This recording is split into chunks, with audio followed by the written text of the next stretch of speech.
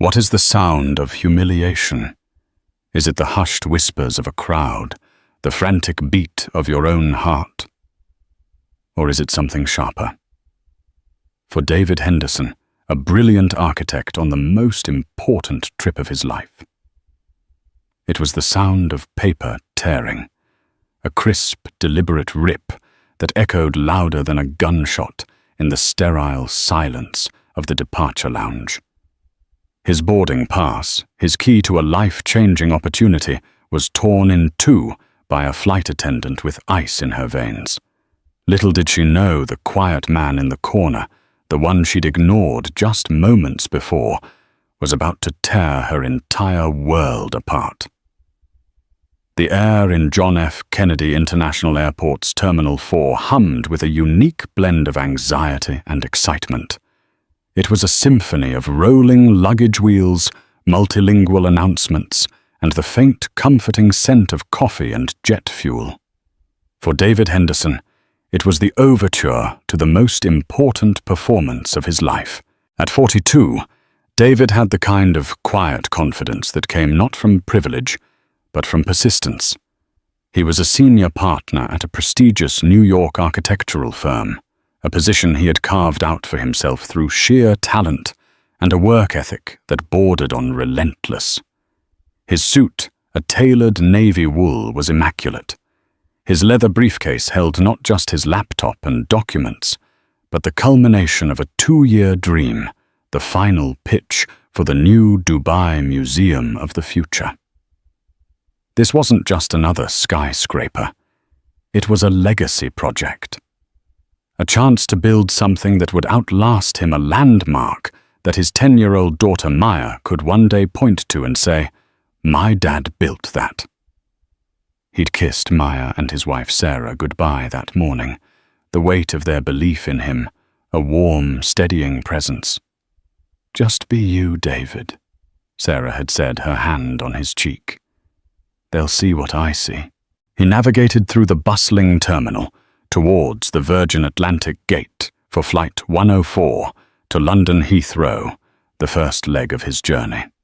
He believed in flying with airlines that had a reputation for quality service. It was part of his philosophy: you invest in quality, you get quality. The boarding queue was a microcosm of the world business, travelers like himself. Families are buzzing with vacation energy students with oversized backpacks.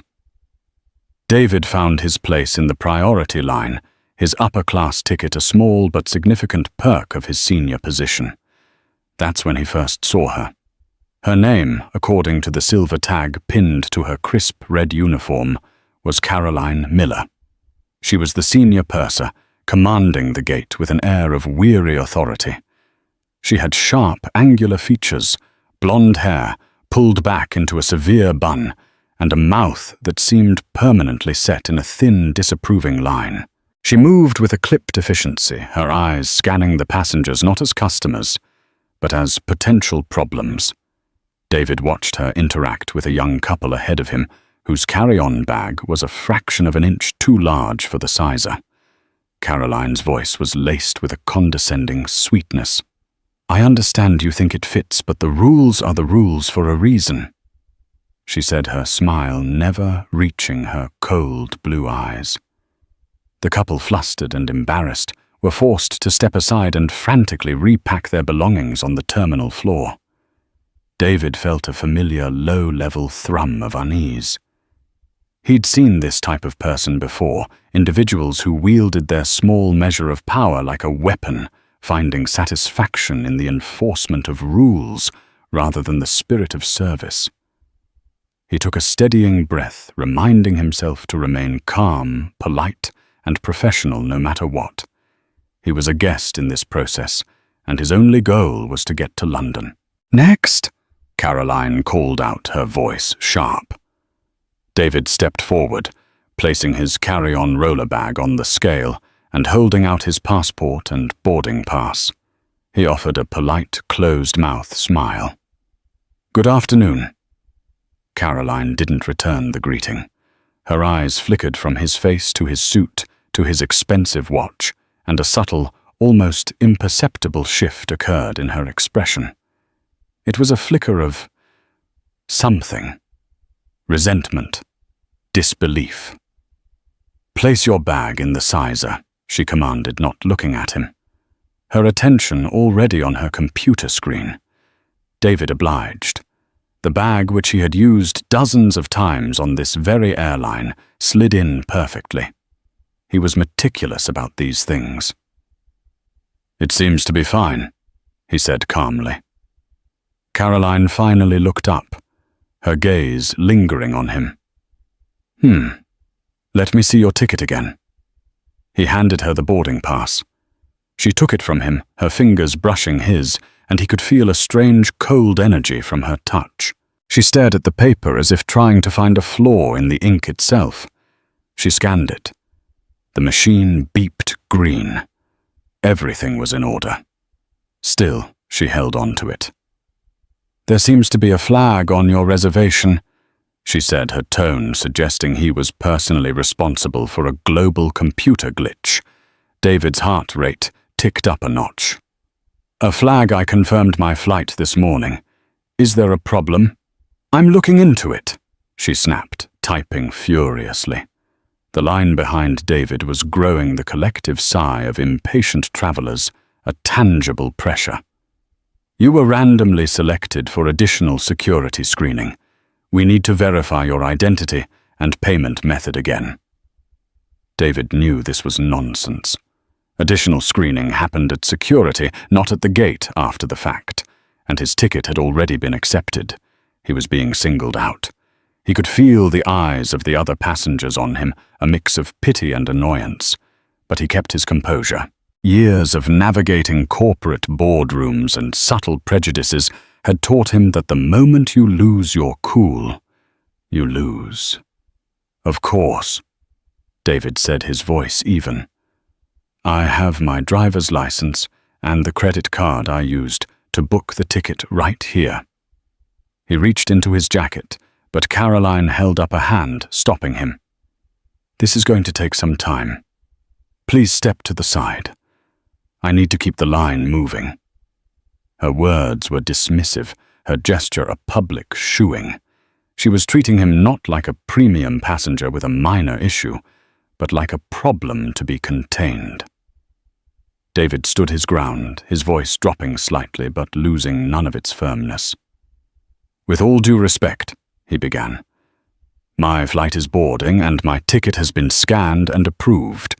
If there's a specific document you need to see, I am happy to provide it right now. I'd prefer not to step aside." Caroline's mask of professional indifference cracked. A flash of raw anger lit her eyes. To her, this was defiance. This black man in his fancy suit wasn't being compliant. He wasn't cowering. He was questioning her authority. "Sir," she said, her voice dripping with venomous politeness, "you will step aside now, or I will have you removed from this flight for being non-compliant." The confrontation had escalated in seconds. The whispers behind him grew louder. David knew he was at a crossroads. He could submit to the humiliation and risk missing his flight, or he could stand up for his dignity. He chose dignity. "I'm not being non-compliant," he stated clearly, his voice resonating with authority. "I'm a paying customer in upper class, asking for clarification on a problem you've just invented. I would like to speak to your supervisor." Caroline let out a short, incredulous laugh. "My supervisor, honey. I am the supervisor." She leaned in closer, her voice a low hiss meant only for him. "And people like you don't get to make demands here. You follow the rules, or you don't fly. It's that simple." The phrase "people like you" hung in the air between them, a toxic cloud. It confirmed everything David had suspected. This wasn't about a bag or a flag in the system. This was about him, about the color of his skin packaged in a suit she felt he had no right to wear. And as David prepared to respond, to hold a mirror up to the ugliness she had just revealed, Caroline Miller did the unthinkable. With a look of pure, unadulterated spite, she took his boarding pass in both hands, and with a sharp, violent motion, she tore it directly in half. Rape. The sound was shockingly intimate, a visceral tearing of fibre and ink that sliced through the terminal's ambient hum. For a moment, a profound and absolute silence fell over Gate 24. Every eye was locked on the 2 pieces of paper fluttering in Caroline Miller's hand. David Henderson stared, his mind struggling to process what had just happened. It was so juvenile, so utterly unprofessional that it felt surreal. He had been prepared for arguments, for security calls, for being denied boarding. He had never, in all his years of travel, conceived of this. A physical destruction of his right to be there. It wasn't just a piece of paper. It was his dignity, his professionalism, his identity as a legitimate traveler, torn asunder in front of 100 strangers. The 2 halves of his boarding pass settled in her palm. Caroline's chest was heaving slightly, her face flushed with a triumphant, righteous fury. She had done it. She had put the defiant man in his place. She had won. But the silence that followed wasn't the silence of approval. It was the heavy, condemning silence of shock. The young couple she had berated earlier stared with wide, horrified eyes. An elderly woman gasped, her hand flying to her mouth. A businessman in the adjacent line slowly shook his head in disbelief. David felt a cold rage begin to build in his chest, a white-hot furnace threatening to overwhelm the careful composure he had maintained his entire life. But he fought it back. He knew with a certainty that chilled him to the bone that if he yelled, if he so much as raised his voice, he would be the one security dragged away. He would be labeled the aggressive black man, and the narrative would be forever twisted against him. Caroline had not just torn his ticket, she had set a trap. He took a slow, deliberate breath, forcing the air into his tight lungs. He met her gaze, his own eyes clear and unwavering. "You had no right to do that," he said, his voice quiet, but carrying the weight of a judge's gavel. A flicker of doubt, the first tiny crack in her armor of self-righteousness, appeared in Caroline's eyes. The reaction from the crowd was not what she had expected. There were no nods of agreement, only stares of condemnation. She had overplayed her hand, and in the sudden ringing silence, she seemed to realize it. But it was too late to back down.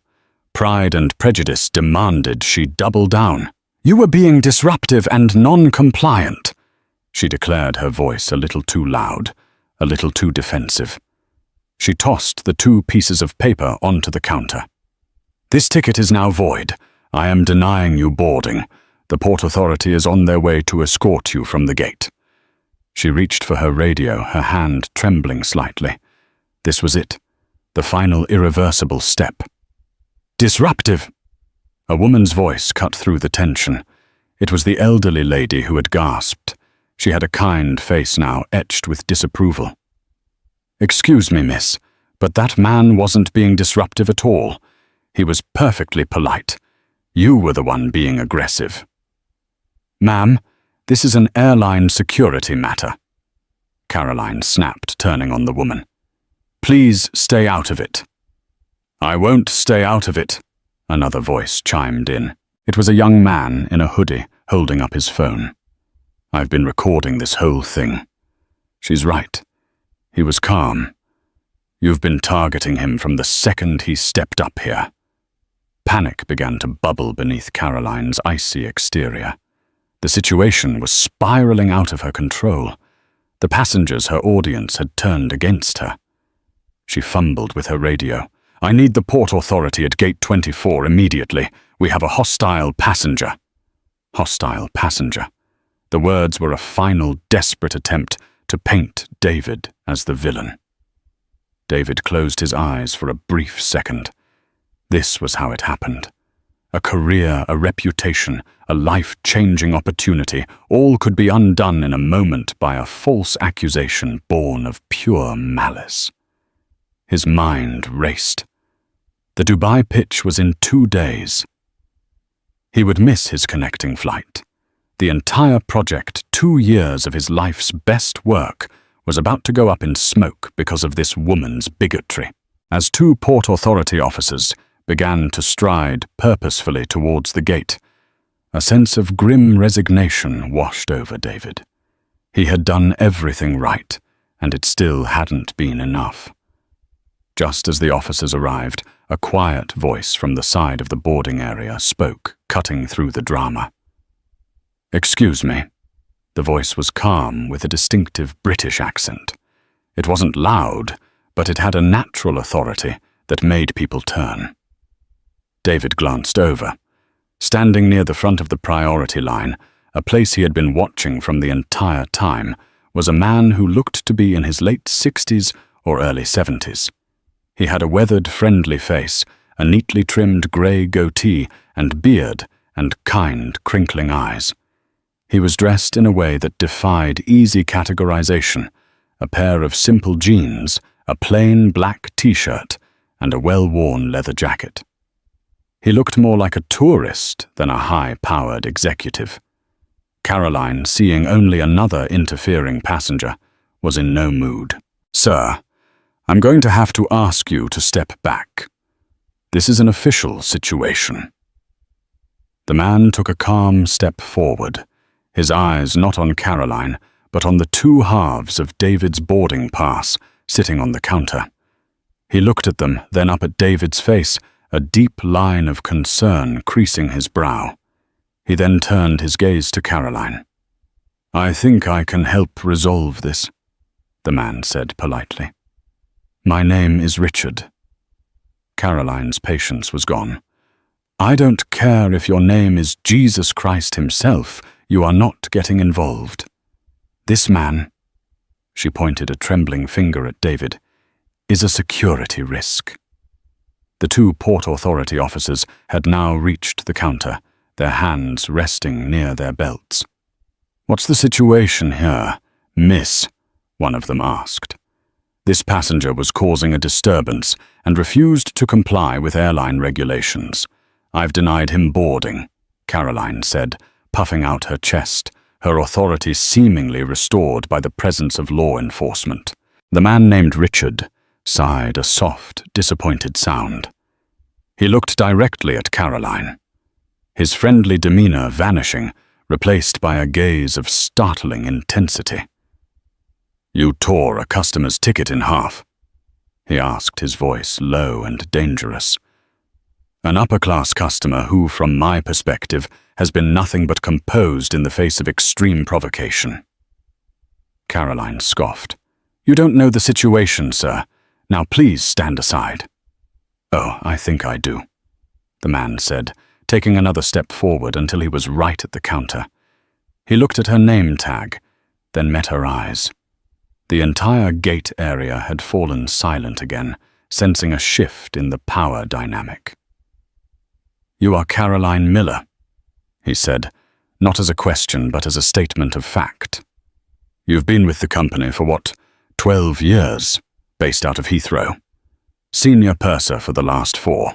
You have 2 commendations for service, but you also have 3 formal complaints lodged against you by passengers in the last 18 months. All of them, interestingly enough, were people of color." Caroline's face went white. The blood drained from it so fast, she looked like a ghost in a red uniform. How could this random passenger know that her employment file was confidential? Who are you?" she stammered, the bravado completely gone, replaced by a dawning, sickening horror. The man gave a small, sad smile. He extended a hand towards the bewildered gate agent, standing beside Caroline. "Richard Branson," he said, his voice now clear and unmistakable. "Founder and president of Virgin Group. And I believe you are working for my airline." The name dropped into the charged atmosphere of the gate like a boulder into a still pond. Richard Branson. For a few seconds the name just hung there, suspended in disbelief. The Port Authority officers exchanged confused glances. The passengers whispered amongst themselves. Caroline Miller's brain, however, processed it instantly. The face, once an anonymous, craggy visage, sharpened into the globally recognized features of the maverick billionaire. The casual jeans and leather jacket were not the attire of a tourist. They were the signature uniform of a man who owned the very plane she was supposed to be staffing. Her mouth opened and closed, but no sound came out. The entire foundation of her reality, at that moment, her authority, her righteousness, her control, crumbled into dust. She was standing there having just committed an act of gross misconduct, directly in front of the one man on earth who held her entire professional life in the palm of his hand. Branson didn't wait for her to recover. He turned his attention completely to David, his expression one of profound and sincere apology. "Mr. Henderson," he said, his voice warm and respectful. He must have read the name from the torn boarding pass. "On behalf of Virgin Atlantic, and from me personally, I am deeply and truly sorry. No one, absolutely no one, should be treated this way. Not on our airline. Not anywhere." David, who had been steeling himself for an arrest, was momentarily stunned. He simply nodded, unable to formulate a response. Branson then turned to the Port Authority officers. "Gentlemen, thank you for your prompt response, but your services are no longer required. There are no hostile passengers here. There is only one failure of my staff, a very, very serious failure." The officers, recognizing Branson and understanding they had walked into a corporate firestorm of epic proportions, were more than happy to retreat. "Understood, Mr. Branson," one of them said, and they melted back into the terminal crowd. With the immediate threat gone, Branson's focus returned laser-like to Carolyn. His voice was no longer warm. It was quiet, cold, and utterly devoid of emotion. It was the voice of a man about to perform a necessary but unpleasant amputation. "Caroline," he began, and she flinched as if he had struck her. "You are to hand over your company ID and your duties to the junior purser immediately. You will not be boarding this flight. You will not be working any flight, in fact, until a full investigation has been completed. A meeting will be scheduled with you, Human Resources, and myself within the next 48 hours. Is that understood?" Tears began to well in Caroline's eyes. Not tears of remorse, but tears of panic and self-pity. "Sir, Mr. Branson, you don't understand. He was being difficult. The rules." "I understand perfectly." Branson cut her off, his voice sharp. "I was standing right here. I saw a man who was composed and a staff member who was abusive. You used the phrase, 'people like you.' You manufactured a problem where none existed, and then you destroyed company property. Because that boarding pass, Miss Miller, is our contract with our customer, in an act of public humiliation." He paused, letting the weight of his words sink in. "We have a zero-tolerance policy for this kind of behavior. Zero tolerance. You have not only failed as a representative of this airline, you have failed as a decent human being." He then looked past her to the younger gate agent, a man named Liam, whose face was a mask of terror.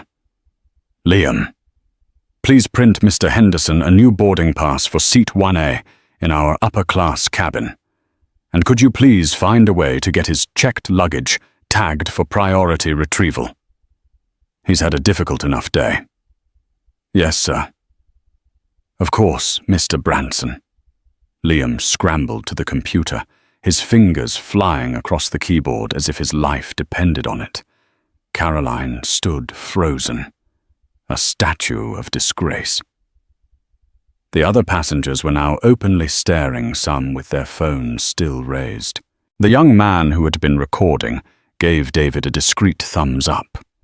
Branson wasn't finished. He took the two halves of the torn ticket from the counter and held them up. "This," he said, his voice rising so everyone in the vicinity could hear, "is not what Virgin Atlantic stands for. We connect people. We don't tear them down. We fly on principles of service, respect, and fun. There is no room for prejudice, for cruelty, for this kind of ugliness on our watch." He then looked directly at Caroline one last time. "Go home, Caroline. Wait for our call." It was a dismissal, final and absolute. With trembling hands, Caroline unclipped her ID badge from her uniform. Her movements were stiff, robotic. She placed it on the counter without a word. The silver wings that had been her pride, the symbol of her career and identity for over a decade, now seemed to mock her. She turned her face a blotchy mess of tears and shame, and walked away from the gate. She didn't look back. The stares of the 100 passengers followed her like daggers, a silent, damning verdict on her actions. As she disappeared into the crowd, a smattering of applause broke out around the gate. Branson turned back to David, his gentle demeanor returning. Liam handed him the freshly printed boarding pass. "Mr. Henderson," Branson said, offering the ticket. "Again, my deepest apologies. I would be honored if you would allow me to personally escort you onto the plane." David finally found his voice. He took the new boarding pass, the crisp paper, a stark contrast to the mangled pieces that had caused so much pain. "Thank you, Mr. Branson," David said, his voice thick with emotion. "Thank you." It was all he could manage. The architect, the master of plans and presentations, was at a loss for words, overwhelmed by the dizzying turn of events. One moment he was facing public humiliation and the ruin of his career. The next he was being personally escorted by the founder of the airline. Justice, it turned out, could be as swift and unexpected as the injustice that preceded it. Walking down the jet bridge with Richard Branson was a surreal experience. The low hum of the aircraft's auxiliary power unit vibrated through the floor, a sound that usually signaled the start of an anonymous journey. But this was different. The furtive glances and whispers from the other passengers boarding ahead of them made David feel like he was in a movie. He was no longer David Henderson, architect. He was the man from the gate. Branson seemed oblivious to the attention, his focus entirely on David. "I really am sorry you had to be the one to expose such a flaw in our system, David," he said, using his first name with a natural ease. "It's my name on the side of this plane. When a member of my team behaves that way, it's a personal failure. We hire for personality, for warmth. That was the opposite of everything we stand for." "I appreciate you stepping in," David replied honestly. "I'm not sure how that would have ended otherwise." "I do," Branson said grimly, "and it's not a picture I like to contemplate." They reached the aircraft door. The cabin crew, already alerted to the situation, stood at attention, their professional smiles tinged with a palpable nervousness. The acting purser, a woman named Chloe, who had taken over for Caroline, greeted them. "Mr. Branson, Mr. Henderson, welcome aboard. Please let me show you to your seat 1A." The upper-class cabin was an oasis of calm and luxury.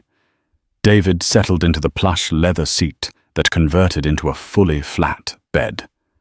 It was a world away from the tense, hostile environment of the gate.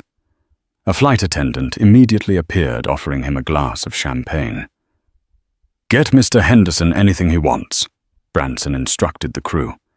"The entire contents of this aircraft are at his disposal. And Chloe, please convey to the flight deck that they are to wait for me. It'll be a few more minutes." Branson then turned back to David, leaning against the bulkhead in a casual manner that belied the seriousness of the situation. "Look, I know this is the last thing you want to deal with right now, but this isn't over. We will be conducting a full and thorough investigation. That employee's actions are grounds for immediate termination, but we have to follow procedure. Statements will be taken. That young man who was filming my assistant is getting his contact details as we speak. We will build an airtight case." "What will happen to her?" David asked, a surprising knot of something other than anger in his stomach. It wasn't pity, not exactly, but a somber recognition of a life just professionally immolated. Branson's expression was pragmatic. "She will never work for Virgin Atlantic again. I will personally see to that. And frankly, with the number of witnesses and the video evidence that is likely already making its way online, I doubt she will work for any major airline again. The industry is smaller than you think. A reputation for that kind of behavior, especially now, is a career death sentence." He let that sink in before continuing. "But that's my problem, not yours. Your problem was getting to London for what I assume is an important trip.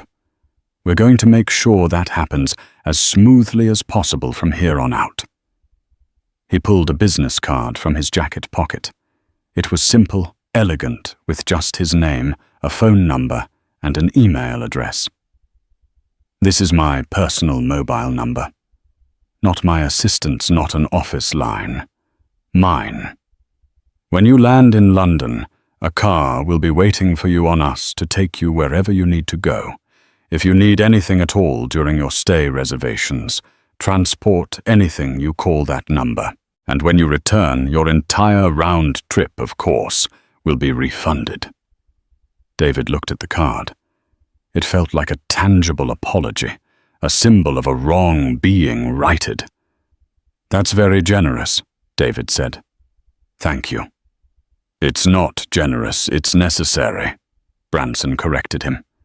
He then hesitated for a moment, his expression turning more personal. "You handled yourself with incredible grace back there. I've seen executives worth billions crumble under a fraction of that pressure. You stood your ground without losing your dignity. That's a rare quality." Coming from a man like Richard Branson, the compliment landed with significant weight. "I've had practice," David admitted quietly. Branson nodded, a deep understanding in his eyes. "I imagine you have, and I'm sorry for that too." With a final handshake, Branson left him to settle in. "Enjoy the flight, David. You've certainly earned it."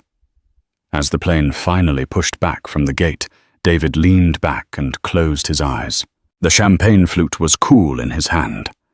The engines spooled up with a powerful rising whine, a sound of escape. He was physically leaving the scene, but the emotional residue lingered. The anger was still there, a hot coal in his gut. But it was now joined by a profound sense of vindication. He thought of Maya and Sarah. He would call them when he landed. He would have to explain what happened, and the thought of recounting the humiliation, even with its triumphant ending, was exhausting. He took a sip of champagne. It tasted like victory, but with a bitter aftertaste. The flight to London was by any objective measure perfect.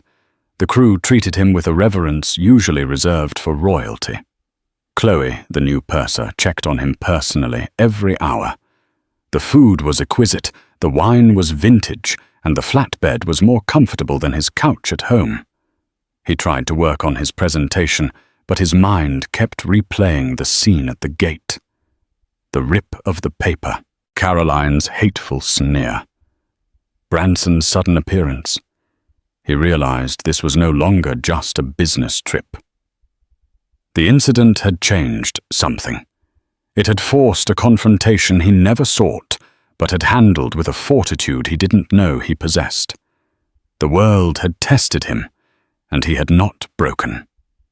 More than that, The world had for once responded with immediate and unequivocal justice. It was a rare and powerful thing to witness. As the aircraft began its descent into the sprawling lights of London, David looked out the window. He was flying towards his future, towards the Dubai project that meant so much. But he was also flying away from an event that would forever be a part of his story. The torn ticket was a scar, but the way it had been stitched back together by an unexpected ally had turned it into a badge of honor. He had faced down ugliness and had not only survived, but prevailed. And he had a feeling the consequences of that afternoon were far from over, not just for him, but for Caroline Miller as well. For Caroline Miller, the walk from Gate 24 was the longest journey of her life. The usual cacophony of the airport, the announcements, the rolling bags, the chatter seemed to fade into a dull roar, replaced by the frantic pounding of her own blood in her ears. Every glance from a stranger felt like an accusation.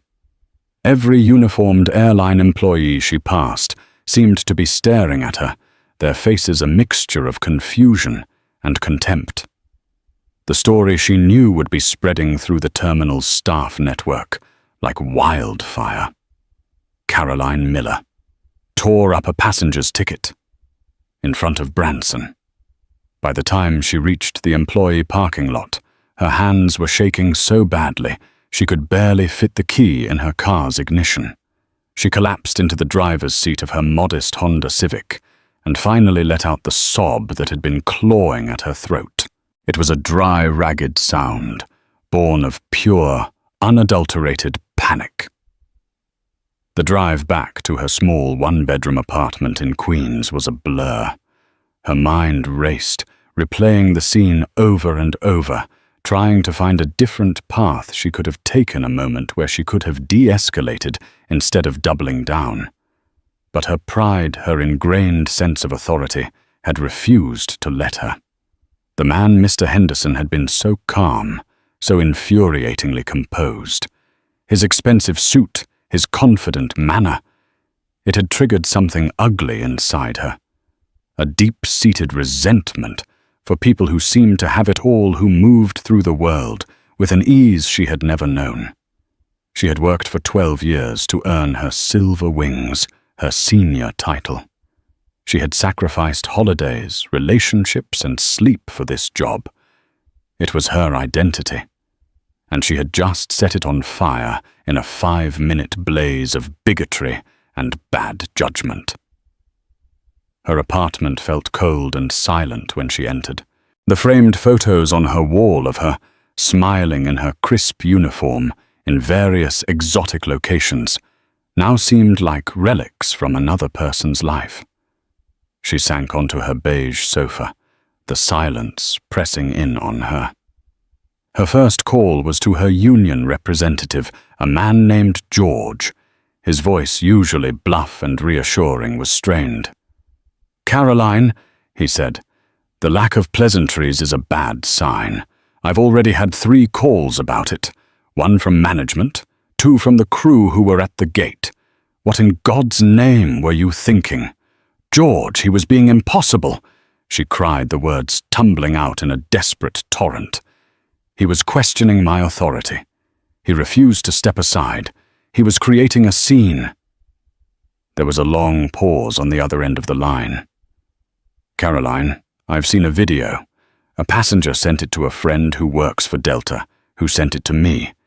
The video doesn't show that. It shows a man standing calmly while you berate him. It shows you tearing his ticket, and it shows Sir Richard Branson witnessing the whole thing." The word video hit her like a physical blow. She felt the air leave her lungs. "A video. It's already on Twitter," George said, his voice heavy with resignation. #Airline Karen Hout Virgin Nightmare. Caroline, this is bad. This is as bad as it gets." "But the union," she stammered. "You have to protect me. We will ensure procedure is followed." George said, his tone now formal and distant. "You'll have representation at the disciplinary hearing, but I need you to be realistic. Tearing a passenger's boarding pass is a cardinal sin. Doing it in front of the company's founder, I've never heard of anything like it. Start preparing yourself, Caroline. This isn't going to go the way you want." The call ended, leaving Caroline in a deeper state of shock. She numbly opened her laptop and typed her own name into the Twitter search bar. There it was, a shaky 45-second video filmed from the side. It was all there, all. Her condescending tone, her "people like you" comment just audible over the background noise. And the rip. The horrible, definitive rip. It had over 1 million views. The comments were a tidal wave of vitriol. "Fire her immediately, so racist flight attendant. I hope she never works again." They were dissecting her face, her uniform, her very being. In the anonymous, brutal court of public opinion, she had been tried and convicted in under an hour. The next 48 hours were a living hell. Her phone buzzed incessantly with notifications and calls from numbers she didn't recognize, reporters she assumed. She unplugged it. She drew the blinds and sat in the semi-darkness, the glow of her laptop the only light. The video was everywhere now, picked up by news outlets, tabloid websites, and morning talk shows. Her face was plastered across the internet, a symbol of corporate racism and customer service gone horribly wrong. The official email arrived on the second day, a summons to a meeting at Virgin's corporate headquarters in Manhattan the following morning. The subject line was chillingly sterile: formal disciplinary hearing. Caroline spent the night staring at her ceiling, a slideshow of her life playing in her mind. Her first training flight, the pride in her parents' eyes when she got her wings, the camaraderie with her crew, the small moments of kindness she had shown over the years, calming a nervous flyer, helping a mother with a crying baby. None of that mattered now. Her entire career, her whole identity had been erased and replaced by a 45-second video clip. She had done this to herself. Deep down, past the layers of denial and self-pity, she knew it. The stress of her recent divorce, the mounting credit card debt, the fear of being downsized, none of it was an excuse. It was just the dry kindling. Her own prejudice had been the match. She had seen a successful black man, and on some subconscious level decided he didn't belong. She had challenged him, expecting him to fold.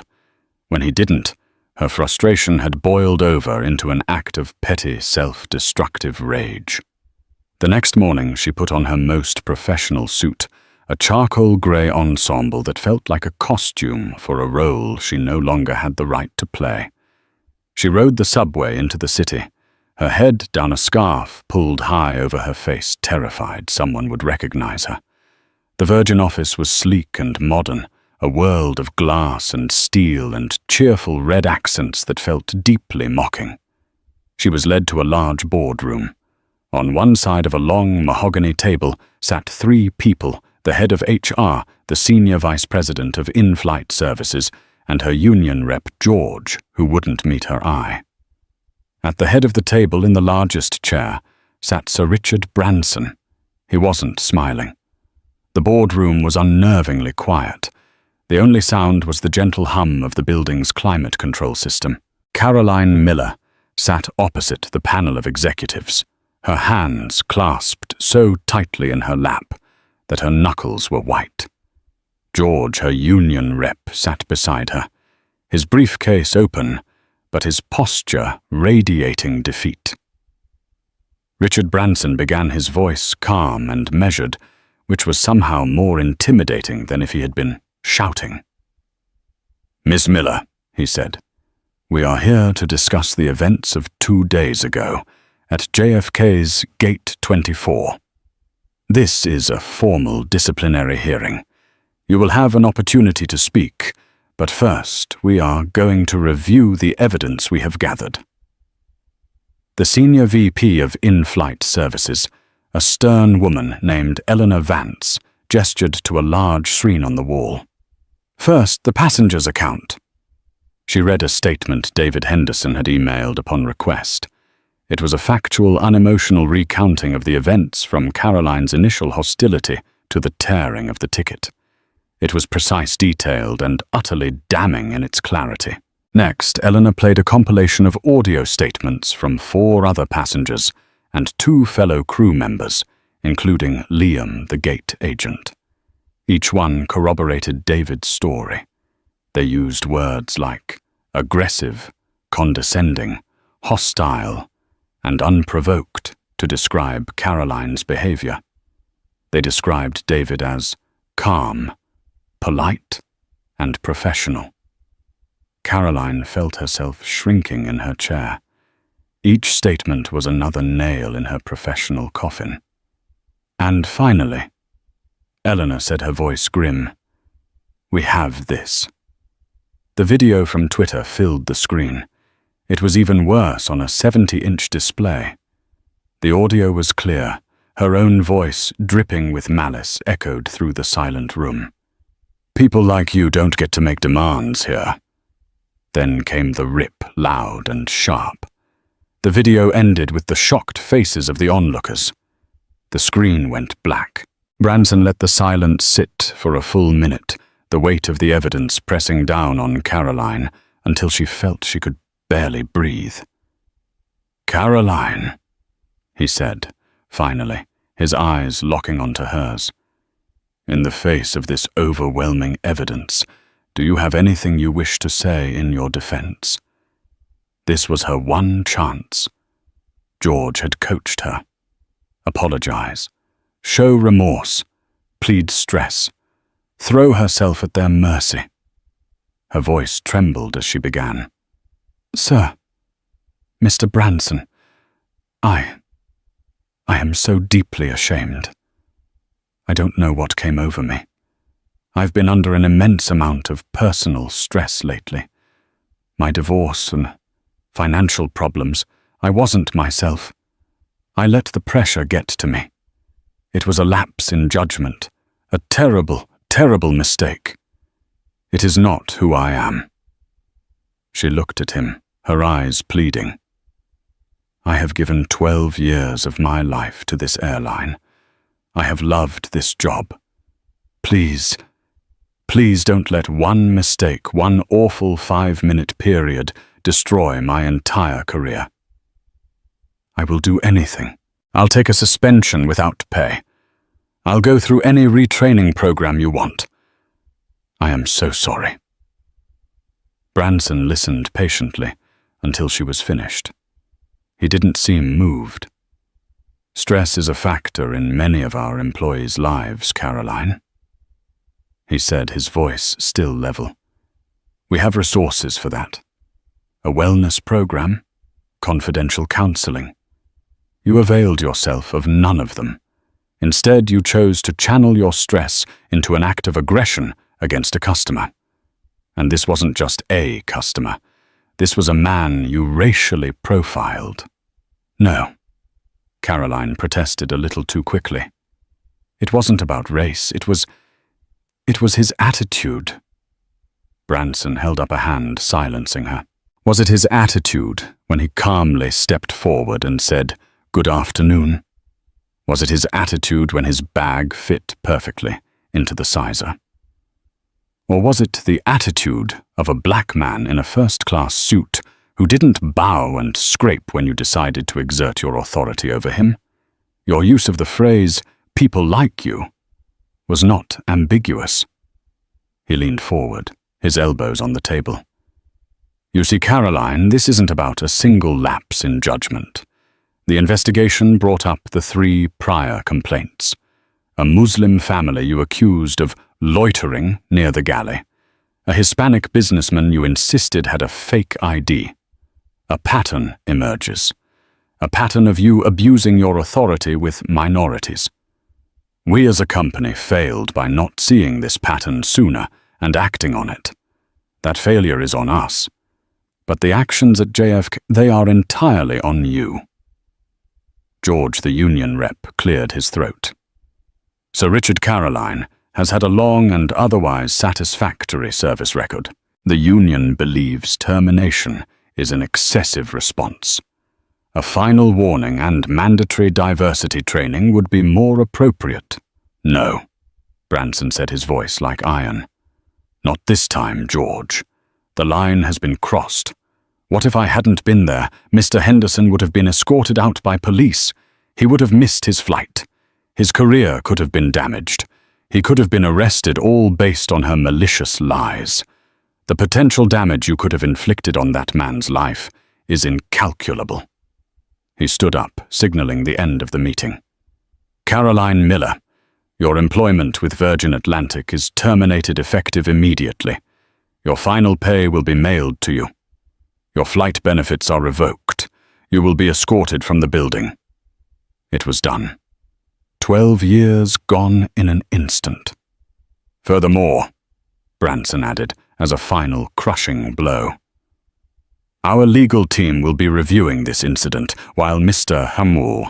Henderson has graciously indicated he does not wish to press charges. The company reserves the right to pursue you for damages related to the harm done to our brand and reputation." Caroline felt a wave of dizziness. They were going to sue her. She was speechless. Tears streamed down her face as a security guard entered the room. It was all over. Her career, her identity, her future. As she was led from the room, she looked back at Richard Branson. He wasn't looking at her. He was looking out the window, his expression grim, as if contemplating the mess he now had to clean up. She hadn't just been an employee. She had been a poison in the system he had built, and he had just performed the painful but necessary act of cutting her out. The hard karma had hit. It wasn't a lightning bolt from the sky. It was a quiet, bureaucratic, and utterly devastating verdict delivered in a boardroom on a Tuesday morning. She had torn a man's ticket in half, and in return, the world had torn her life apart. David Henderson landed the Dubai Museum project. His presentation, fueled by a strange new mixture of adrenaline and purpose, was the best of his career. He spoke not just of steel and glass, but of building bridges between cultures, of creating spaces that welcomed everyone. The themes resonated more deeply with him now than ever before. Throughout his trip, he received daily updates from Richard Branson's executive assistant. They informed him of Caroline's termination and the airline's public apology, which named the incident without naming him, respecting his privacy. The airline also made a significant donation in his name to the NAACP Legal Defense Fund.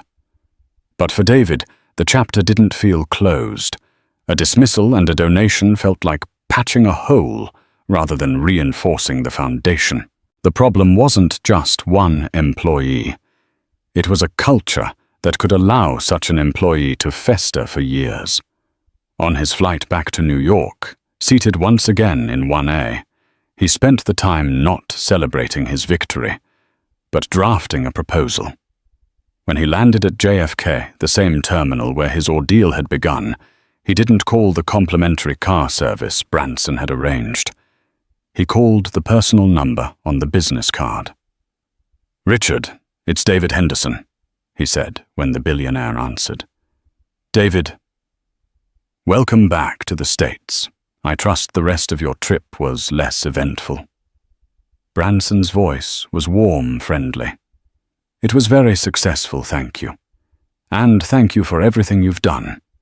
But I think there's more to do." "I agree," Branson said immediately. "What's on your mind?" "Refunding my ticket and making a donation is a fine gesture," David began. "But it doesn't solve the underlying problem. You have a blind spot in your training. Your staff knows the rules, But some of them, like Caroline, don't understand the human principles behind them. They don't have the tools to recognize and dismantle their own biases. David took a breath. My firm specializes in designing systems and structures. Human systems are the most complex structures of all. I want to propose a partnership.